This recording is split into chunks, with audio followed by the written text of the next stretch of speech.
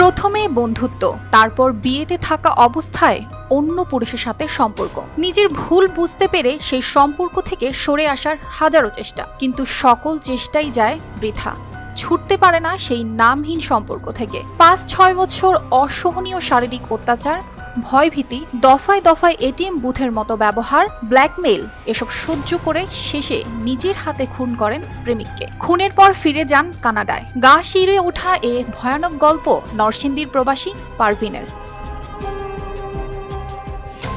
প্রবাসী পারভিন এমন দুর্বিষহ জীবন থেকে মুক্তি পেতে দেশে এসে নেন আত্মহত্যার সিদ্ধান্ত। কিন্তু কানাডা থেকে আনা ছুরি নিজেকে হত্যার উদ্দেশ্যে আনলেও তা বাস্তবায়ন করেন প্রেমিক আরিফকে দিয়েই। ঘটনার সূত্রপাত ২০১৯ সালে। পারভিন যখন কলেজে পড়তেন তখন তার বিয়ে হয় কানাডা প্রবাসী নরসিংদীর ঘোড়াদিয়া এলাকার নাজমুল হাসান বাবুর সঙ্গে। বিয়ের ১ বছর পরই কানাডা ফিরে যান বাবু।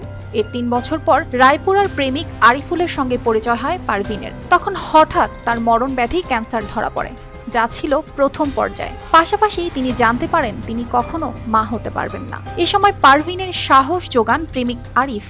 সময়ের সাথে সাথে বন্ধুত্ব গোপনে গড়ায় শারীরিক ঘনিষ্ঠতায়।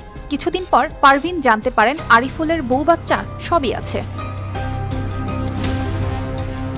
২০২০ সালে স্বামী বাবু জানতে পারেন আরিফুলের সঙ্গে পারভিনের ঘনিষ্ঠ সম্পর্ক রয়েছে। স্বামীর কাছে সবকিছু স্বীকার করে ক্ষমা চান তিনি। এরপর পারভিনকে দ্রুত কানাডায় নিয়ে যাওয়ার চেষ্টা করতে থাকেন তার স্বামী। এদিকে নিজের ভুল বুঝতে পেরে সেই নামহীন সম্পর্ক থেকে সরে আসতে চাইলেও তা পারে না পারভিন। আরিফুল তাকে নানাভাবে হেনস্থা করতে থাকেন।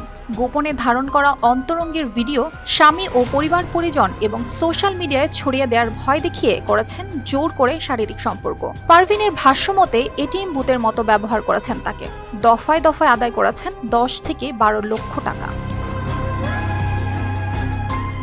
এমন অত্যাচার সহ্য করতে না পেরে নিজে বাঁচতে জাপানি এক মেয়ের সাথে সম্পর্ক করিয়ে দেন আরিফকে। তাদের বিয়েও দেন। আরিফুল হানিমুনের ১ লক্ষ টাকাও নেন পারভিনের কাছ থেকে।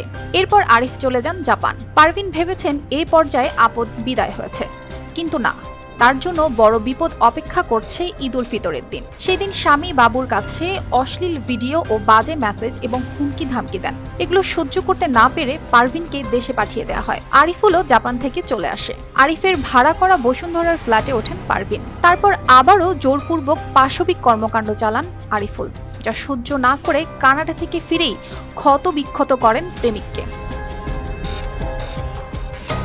পারভিন জানান তার নিজস্বতা বলতে কিছুই ছিল না। প্রেমিক আরিফুল তার জীবন নরকে পরিণত করেছিল, তাই তার এমন পদক্ষেপ। সে খুনি তা সবাই জানে, তার শাস্তির জন্য সে প্রস্তুত।